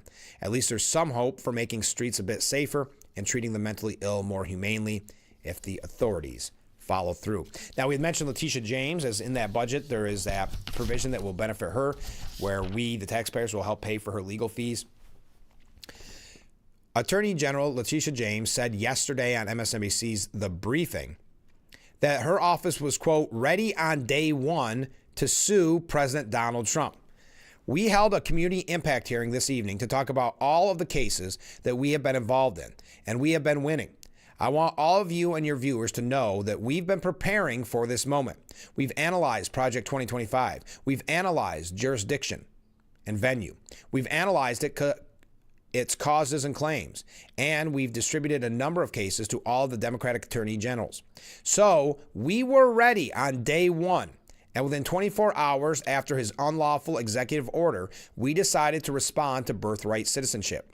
The United States Supreme Court, for the most part, is primarily reviewing a narrow issue, and that is whether or not the courts, lower courts, have the authority to issue nationwide injunctions. Anyway, blah, blah, blah. So they were ready day one, admitting. This is her laser-like focus. That did not go over well at a town hall. We'll talk about that in a moment. But the Department of Justice has opened a criminal investigation into Letitia James. A source familiar with the matter confirmed that a grand jury in the Eastern District of Virginia sent out subpoenas related to accusations that James misrepresented a single-family home in Virginia as her primary residence to obtain more favorable loan terms. News of the federal probe follows a criminal referral from the Trump administration's Federal Housing Finance Agency Director, William Polt, who requested the DOJ investigate James over that matter and another incident in which she allegedly misrepresented the number of livable units in a multifamily Brooklyn house to once again obtain better loan terms. James's attorney said, who was also happened to be Hunter Biden's attorney, these baseless and long discredited allegations put to rest by my April 24th letter to the Department of Justice are suddenly back in the news just days after Trump publicly attacked Attorney General James. This appears to be political retribution. President Trump threatened to extract that AG Bondi assured the Senate would not occur on her watch. All right. She did get heckled over the mortgage fraud case at a town hall yesterday. James was interrupted at a community impact hearing in Westchester just hours after the Trump administration opened a formal criminal probe into James over this mortgage fraud. Apologized to Donald Trump for wasting millions of dollars in the state of New York. Well, yes, there's that part too, how much we spend as New Yorkers to go after Trump because of Letitia James's lawfare. The interruption was met with a chorus of boos from the New York crowd as the demonstrator was escorted from the meeting. Oh, good. Escorted from the meeting, huh? Everyone knows those allegations are baseless, James responded. We want to thank him for coming. We respect all opinions as they drag him out. But apologize to Donald Trump. Okay, we got to take a break. When we come back, we're going to be talking with Justin Eberlin. He is running for Steuben County Legislature in the Kate and Hornby Town of Corning District. That's when we return. Stay with us. This is Frankly Speaking here on WYDC TV. Big Fox will be right back. If you or a loved one regularly used hair relaxers or straighteners and were diagnosed with uterine, ovarian, or endometrial cancer, you may be entitled to significant financial compensation. I've used hair relaxers for years. I had no idea they could cause cancer. Chemical hair relaxers and straighteners have been linked to serious conditions, including several types of cancer. If you used hair relaxers and have been diagnosed with uterine, ovarian, or endometrial cancer, call us now. There's no fee unless we win your case. Call today. Don't miss MLB season's New York Mets games. Big Fox and Coastal Television bring you 23 New York Mets games for free on WJKP. No extra subscriptions needed. Watch live over the air. Brought to you by Big Fox.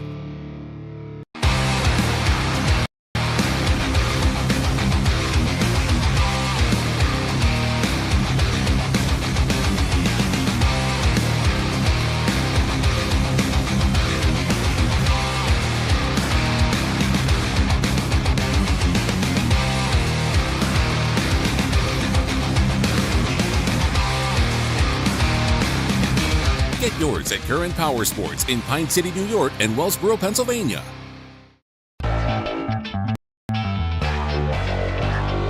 Welcome back to Frankly Speaking here on WYDC TV Big Fox. I'm your host, Frank Acom. And how can we help like that in our small businesses, not to sound cliche, but are the backbone of our community? Let's talk about thanks, as always, to you, the viewers, for sending in your texts and your voicemails. Now we go to a comment. This is from John in Elmira. Make sure to catch Frankly Speaking only on AM Big Fox News WYDC or visit our website at WYDCTV.com. The Twins' first prime-time local news. Catch weather, local and national news, events, and more with our anchors, Dante, Haley, and Ann. Find out what's happening in your community and more by watching Big Fox 10 p.m. News on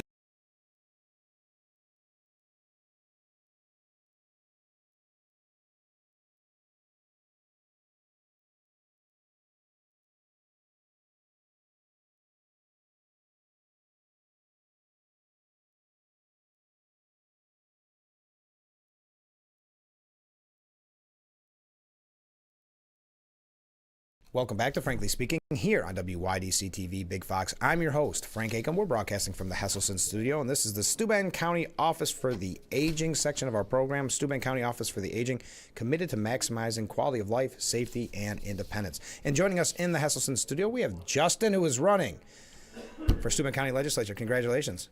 Good morning. What do you think about the process? Petition process, I'm sure you've done it in the past. It's kind of a tough battle. It's definitely a love-hate situation. Yeah. The hate's the weather. Yes. It's either rainy, snowy, or icy. Mm-hmm. But the love is getting out, talking to people. And I want to talk about that, what people are saying on the ground, because I've always said, and this isn't anything brilliant, a lot of people have said it, that petitions are a part of a campaigning, and you learn so much from the people that you are asking to vote for you. So tell us, for those that aren't aware, you're a candidate for Steuben County Legislator. People can see on the bottom of the screen for District 13, Caton, Corningtown, and Hornby. Tell us a little bit about yourself. So born and raised right here in Steuben County. Mm-hmm. Grew up in Corning. Graduated from East High. Oh, okay. All right. Interview over. Yeah. Right. No, of course. That's a joke. So then from there, I started working in healthcare. I've been certified surgical technician for 23 years. Wow. Currently live in Hornby. Mm-hmm. Wife, 3 kids. And you're, correct me if I'm wrong, the supervisor? Town supervisor. How long have you been that? I'm starting my 2nd year supervisor. Oh, wow. Okay. 4 years before that, town council member. Mm-hmm. And planning board on and off prior to that. Yeah. I got to get somebody from West on this program once. East is taking over our local politics. I don't know what's happening. How do you think being, and we'll ask you why you ran in a minute, but do you think being supervisor in the town of Hornby will help translate you into becoming a legislator? I think absolutely. Mm-hmm. The town budget process is going to definitely help me towards the county, you know, working with county manager and however the committees work to break that down. Yeah. It'll definitely be a key factor. Why did you, so you've been on council, you've been town supervisor, why did you decide to take that next leap and run for legislator? Being in some politics, being around the county Republican committee, I've kind of started gearing. I was looking to potentially run after Mr. Van Etten's term's up. Sure. So that was a target. I got a phone call from Carol. Oh, yeah, of course. Who's retiring? Congratulations if she's watching. Retiring, and she asked me to run to replace her. That's got to feel great. It was kind of surreal. I took that phone call. It just wasn't odd to get a phone call from her, but it just seemed weird. Yeah. A couple days passed and decided to run for it. Yeah. Did it take a lot of soul searching? Because it's a lot of work. Or was it something that once you had kind of Carol's blessing that you almost felt obligated? Mix, maybe? No, it was definitely mixed. The family participation was the important. Sure. Making sure everyone's on board. But like they pointed out, with her asking, I've got to go for it. Yeah. Now, we were talking about the petition process, and we all kind of joke about it, but when you're knocking on the doors, I think you learned something about the residents that sometimes you had no idea was an issue. What were you hearing people talk about the most when asking you questions? A lot of it was taxation. Yeah. You know, that people are really worried of where taxes obviously will go or can go. Between property and obviously school is a target now. Yeah. But tax is a key to a lot of my conversation. And we were talking out there, and you raised such a good point. It gets so confusing this time of year because now we're not used to seeing too many primaries in this area. So now we have primaries, and you've got the school vote going on at the same time. A lot of confusion there. Have you had that confusion?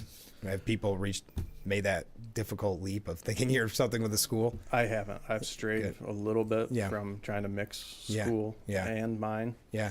But it'll soon be over, and we'll hit it hard. Great. So one of the things I've talked about, and in full disclosure, I took out petitions for the Republican committee in my hometown of Irwin, and we're going to have a whole week dedicated to the 3 candidates running there on the Republican ticket. One thing that I heard a lot about was the sheriff, and I was wondering what your position is on what has happened at the county level and what has happened with the sheriff. So my position is I obviously support law enforcement. I don't think law enforcement support is really the target of what happened in Steuben County, but I have spoken with the sheriff. I've spoken to other members of the county legislature, and I'm not there to form that official opinion, what could have or what should have happened. Definitely not going to armchair quarterback. So my point is, if presented, if I'm part of this process going forward, I'm going to definitely look at every side of it and see what's right. Gotcha. Now, what do you see from your perspective of what you'll be dealing with at the legislative level if you're lucky enough to win? Is there goals that you have? So my first goal literally is going to be watch, listen, and learn. There's going to be so much uptake. I don't want to set a bar here that I can't I can't achieve. Sure. Yeah. You know, depending on what committee I might be appointed to, we'll go from there. But definitely keeping residents in mind. Yeah. Now, as we mentioned with the campaign and with the school and all that going on, how do you plan on running this campaign as it nears the primary vote is June 24th. You know, it's a kind of a shortened. It's weird that if you win on June 24th, you have to wait all the way till November to hopefully get sworn in, right? So how do you plan on, campaigning? So I'm going to continue truly door to door, shaking hands, meeting. There's not a week go by that I haven't met a new group of people, new person in the community. We're just gonna hit it hard, back knocking on doors and getting my name out. Have you learned anything, not from the individual necessarily, I already asked that, but just learned anything about the campaign process during all this? Yeah.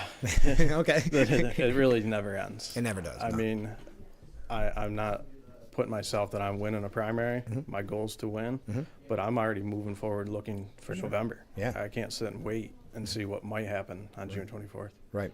So before we go, how can people help your campaign if they want to get involved? Because this is a primary, there's not a lot of time. How can they help you? Word of mouth is huge. Sharing my Facebook, Justin Eberlin for Steuben County Legislator. My phone number, 607-438-6040. People can contact me anytime. Not just voters, I want to point out. Yeah. Residents, property owners in the area. Yeah. And I've got to believe that because you're running for legislator, people do have very strong opinions on not just your area of Caton, Corningtown, and Hornby. It's probably a discussion on all of Steuben County. It has. Yeah. It's, we live on the farthest side. Steuben County is so large. I don't get a lot of questions what happens over in Hornell per se. Yeah. But questions about why is a road or bridge being fixed outside of Bath in our town, or county roads aren't being worked on. So it does pop up on. Sure. So just before we go, as I said, I hope that we can have you on again. This is kind of a meet the candidates forum. I've been thinking, and that's why we pre-tape it. So anybody sending in questions, I appreciate it. We'll get to those next time. But what would you say to voters before they head to the booth on June 24th or early vote? What I'd like to say about voters, it's obviously a primary. We're here sorting out Republicans. I want people to understand who's the solid Republican candidate for this election. Gotcha. Well, Justin, thanks so much for giving us the time, and let's book up one or two more. I know you're going to be very busy knocking on doors, but we'd love to have you back on again. Thank you for having me. All right. We'll be right back with Frankly Speaking. Stay with us.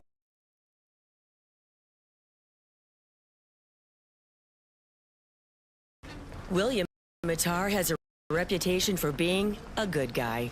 Because I am a good guy.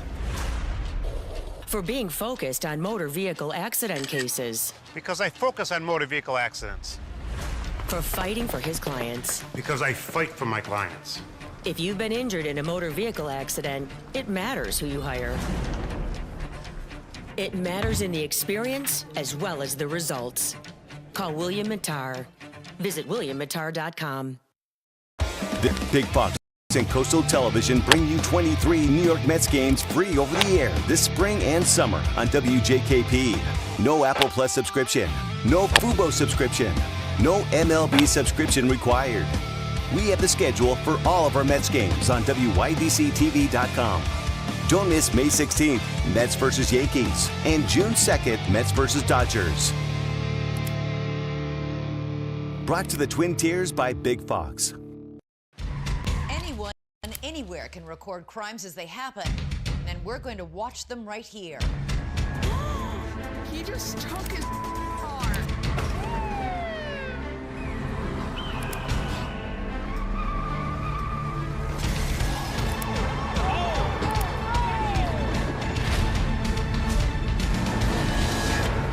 With cameras everywhere, you can run, but you can't hide. Watch iCrime. Fox 10 p.m. News is the first primetime local news for the Twin Tiers. Our reporters, Haley and Dante, scour the southern tier to bring you up-to-date news regarding local businesses, economics, and how national decisions impact our area. If you're not near a TV, don't worry. You can also catch our 10 p.m. news live on WYDCTV.com/livestream. Don't miss Big Fox 10 p.m. news on WYDC, on TV, or our website.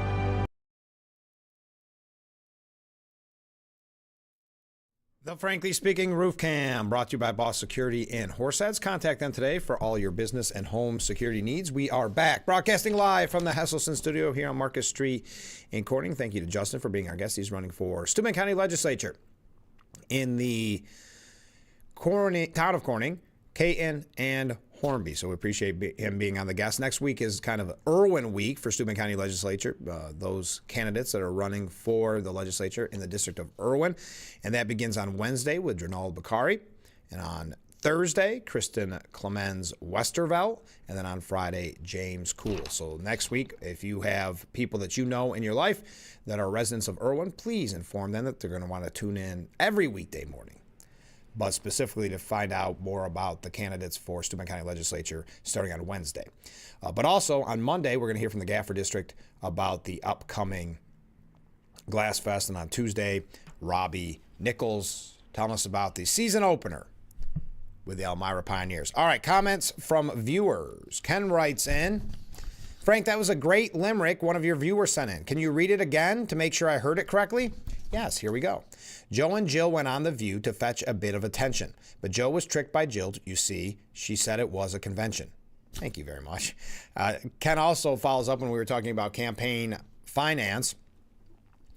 Are the matching campaign funds for a $250 donation a one-time event per person or matched each time that person donates $250? If they are given each time a donation comes in, I could see politicians funding people to regularly contribute.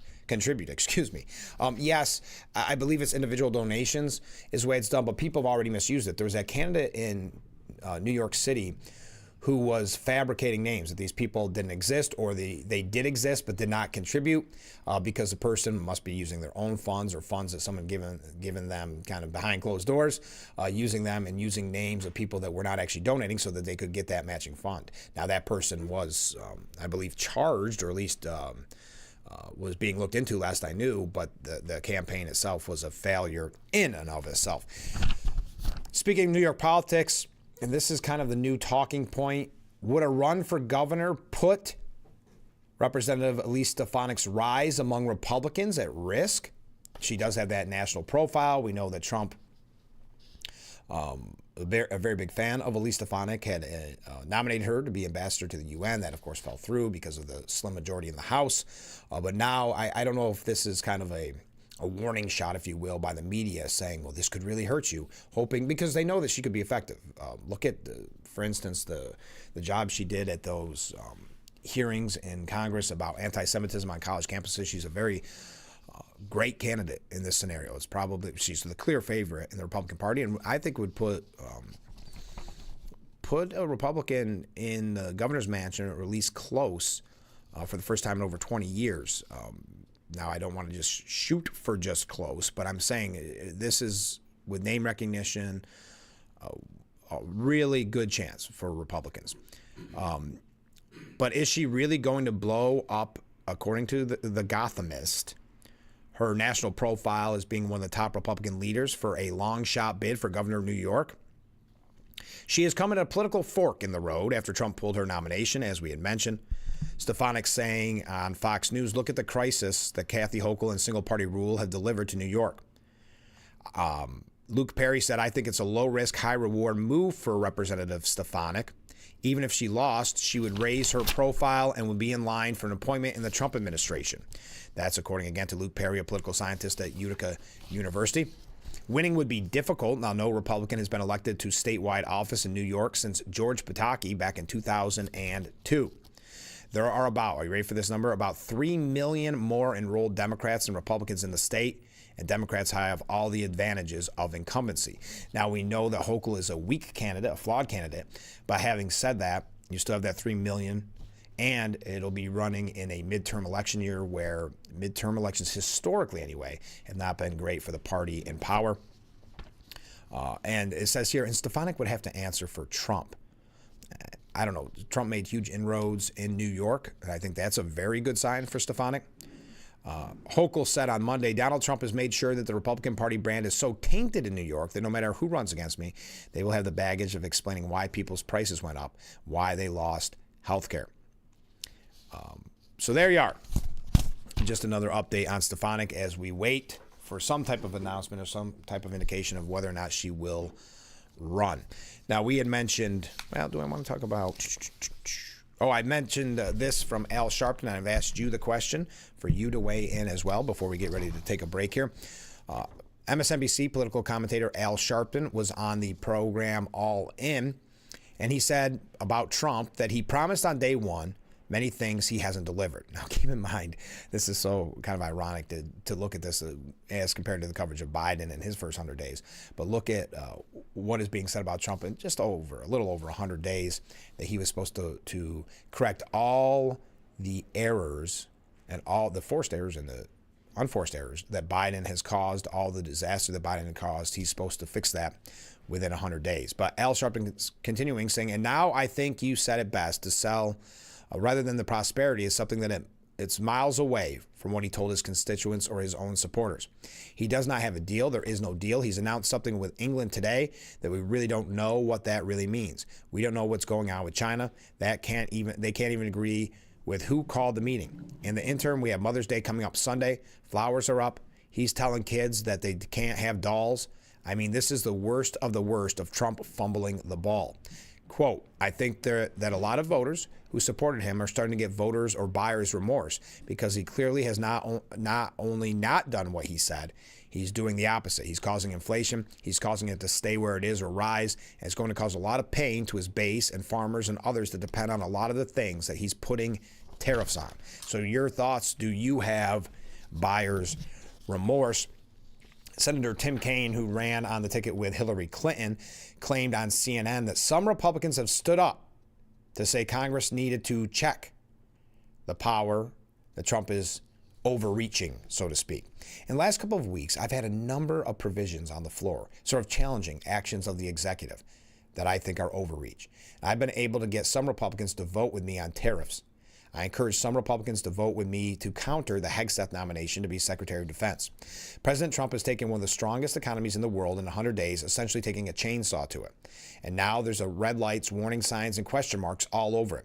And he's taking a series of other actions that are very dangerous, including ignoring Supreme Court orders. In recent days in the Senate, I've been able to put some bills on the Senate floor that even some Republicans have stood up and said, yep, you're right. The Article 1 branch needs to check against executive overreach. And even Republicans are now joining me in those efforts.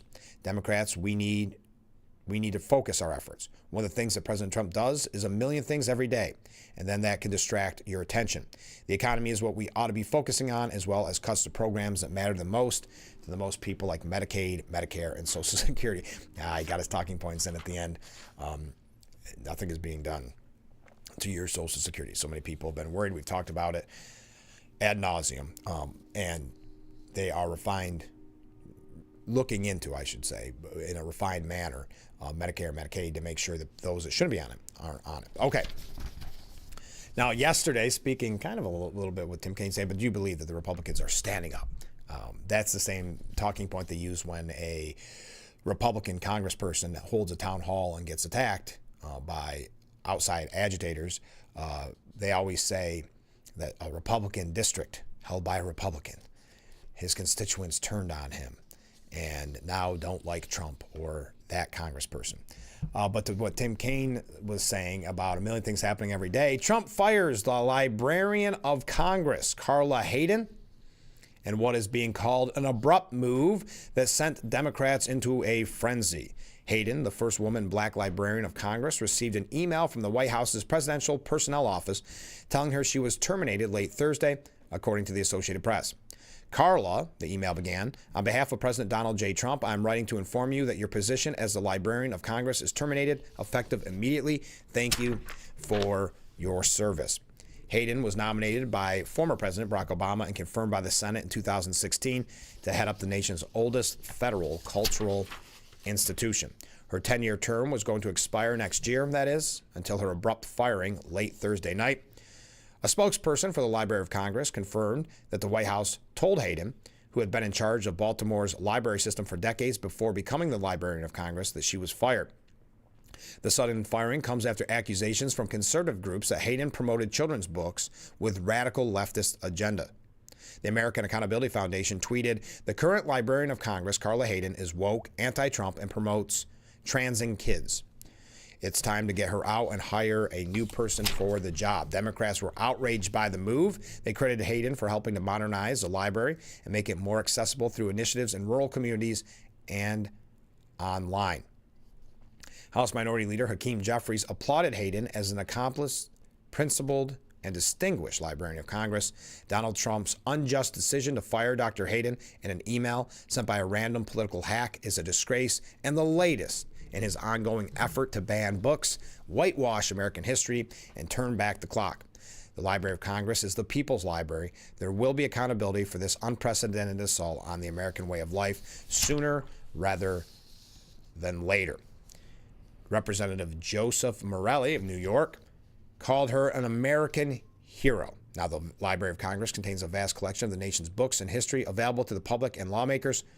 Its houses the papers of nearly 24 presidents and more than 36 Supreme Court justices. All right, we've got to take a short break. I see some comments coming in.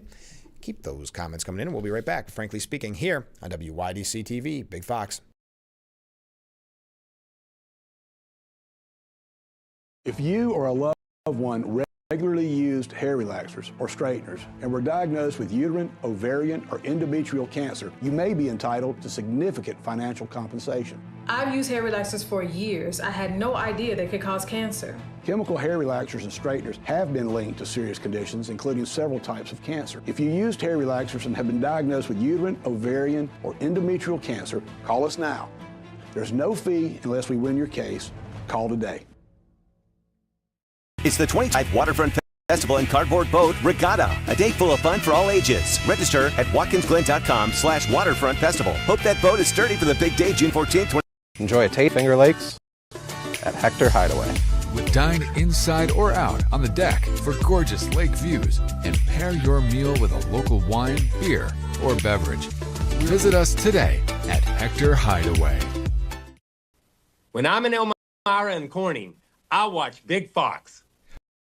The Bix website Here, now, WYDCTV.com. Local and national news that keeps you informed and involved. WYDCTV.com. Today's weather, up to date and in your town. WYDCTV.com. Sports news, local events, and health stories that affect you. WYDCTV.com. The Big Fox website. Your news, here, now. WYDCTV.com. The Frankly Speaking Roof Cam, brought to you by Boss Security in Horseheads. Contact them today for all your business and home security needs. We are back, broadcasting live from the Hesselson studio on Market Street in Corning. A couple comments from viewers. Mark writes in, to those people that believe Trump has not fulfilled his agenda in the first 100 days, how about the left backs up and let him do his job? Thank you. Ken writes in, all I can say is wow, and how stupid it was to even talk about raising the limit to $1,000. This is in regards to New York campaign finance that you are funding, extensively funding the campaigns of people you may not support in any way, shape, or form. Your tax dollars going to those campaigns. So they originally was on just $250 donations or less. Now it is $1,050, but the first $250 is the only thing that's matched. As Ken writes in, it wouldn't take a genius to figure out that they could donate $250 in 4 separate donations, so the total matching funds would be multiplied by 4. Yes, I'm not sure how that works, if they get a different person's name to do it, or, yeah, I do $250, my family each does $250, something like that. Yes, I mean, it's going to be completely misused, and it all goes to benefit incumbents, as we've talked about in the past, as most of what Albany does is to benefit themselves. And we had numerous examples of that in the most recent New York State budget. But back to Trump. Trump has been stopped by the courts. Are you ready for this? More than 200 times. According to Bloomberg Politics, President Donald Trump's expansive use of executive power faced at least 328. Wow, that's a lot more than 200. I wonder why Bloomberg tried to downplay it so much. So 328 lawsuits as of May the 1st. With judges halting his policies far more often than they have allowed them. Courts entered more than 200 orders stopping the administration's actions in 128 cases, with judges sometimes ruling at multiple stages of the legal fights.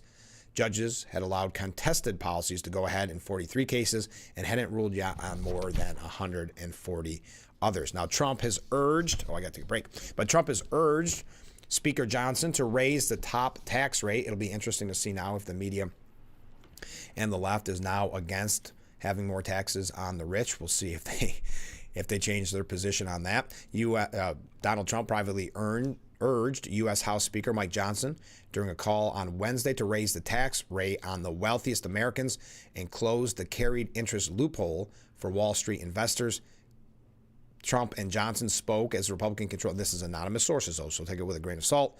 Trump and Johnson spoke as the Republican-controlled House of Representatives struggled to agree on a path forward on extending the 2017 Tax Cut and Jobs Act for businesses and individuals while eliminating taxes on tip income, overtime pay, and Social Security benefits.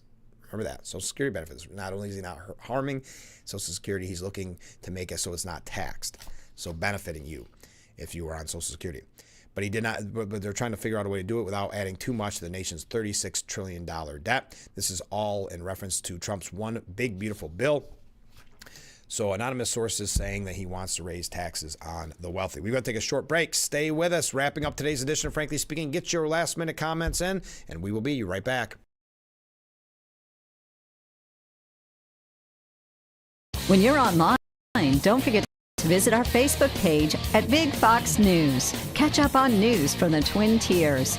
Vote on the daily question and hear about local events. All on Facebook.com/Big Fox News. It's a new season of Sherry. Having a good time has always been my #1 goal. I tend to get crazy. At my age, I should not be jumping up and down like that. And if you don't know what I mean, ask your mama. The young ones, y'all like, we don't know what you're talking about. But I promise you, in 30 years, you will. It's the best time in daytime. Weekdays at 2 p.m. on Big Fox. Shell Missy face off in Why can't we watch DuckTales? Because we don't learn anything. Book Smarts versus Street Smarts. Is it working? Are you feeling motivated? Very. It's the Battle of Twins. Life is so confusing. I always hoped it would be easier for me when I grew up. It's gonna be all right. You were faking. Bazinga. Young Sheldon. Weeknights at 6:30 on Big Fox. Catch Twins local news and weather by visiting WYDCTV.com. We've got daily and weekly weather forecast, question of the day, things to do, and more. WYDCTV.com, your website for everything Twin. The Frankly Speaking Roof Cam, brought to you by Boss Security in Horseheads. Contact them today for all your business and home security needs. We are back broadcasting live from the Hesselson studio here on Market Street in Corning. A comment from a viewer. Trump has now made the Librarian of Congress famous. Until now, nobody knew her name. She'll be on The View next week. Yes, you're probably right. They'll make it a rallying cry that she was fired. By the way, the deal was reached yesterday with the United Kingdom, as we talked about a little bit earlier on in the program. Charles Gasparino says the UK deal is a good start, but Trump needs more to declare all-out victory.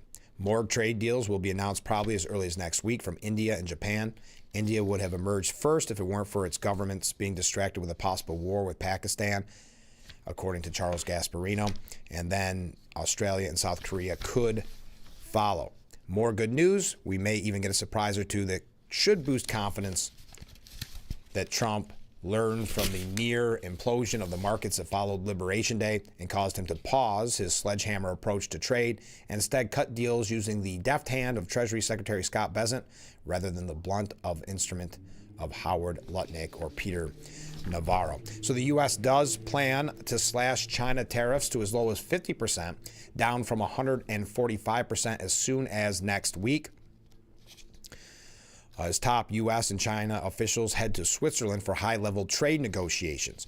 Specifically, U.S. officials are discussing a proposal to lower Trump's punishing levy on China's goods to between 50 and 54% as they begin what promises to be lengthy talks to hammer out a trade agreement. Meanwhile, trade taxes on neighboring South Asian countries would be cut to 25%. They're going to be bringing it down to 50% while the negotiations are ongoing, the source said. Transportation boss Sean Duffy has plotted a multi-billion-dollar overhaul of U.S. air traffic control by the year 2028. This is bold, this is going to be challenging, but we absolutely can do it, said Duffy. He calls for at least 6 new air traffic control centers, replacing 1960s-era facilities, swapping out old-fashioned copper wiring for fiber optics, wireless and satellite technology at 4,600 locations, and replacing 25,000 radios and more than 600 radar installations. All right, that does it. Comment from a viewer. Don't forget where you came from when Fox calls. Thank you very much. That's very kind. Yes, Trump has chosen Judge Jeanine Pirro. You may know her from Fox News, but she is an Elmira native as well. Judge Jeanine Pirro to be that interim D.C. judge. All right, that does it for today's edition of Frankly Speaking. Thank you to everyone who joined us this morning, all the comments, all the waves. Thank you to Justin Eberlin for being our guest. He's running for Steuben County Legislature in the district that encompasses Caton, Hornby, and the town of Corning. On Monday, we'll be hearing from the Gaffer District about Glass Fest. Tuesday, Robbie Nichols talking about opening day of the Pioneers. And then the rest of the week, Wednesday, Thursday, Friday, it's Steuben County Legislature from the Irwin District. Drenal Bakari on Wednesday, Kristen Clemens Westervelt on Thursday, and James Cool on Friday. And then later on the Friday edition will be Fridays with Phil, Assemblyman Phil Palmisano. So join us every weekday morning starting at 6 for Frankly Speaking. Only on WYDC TV, Big Fox. We'll see you bright and early Monday morning. I look forward to it already. Have a great weekend, everyone.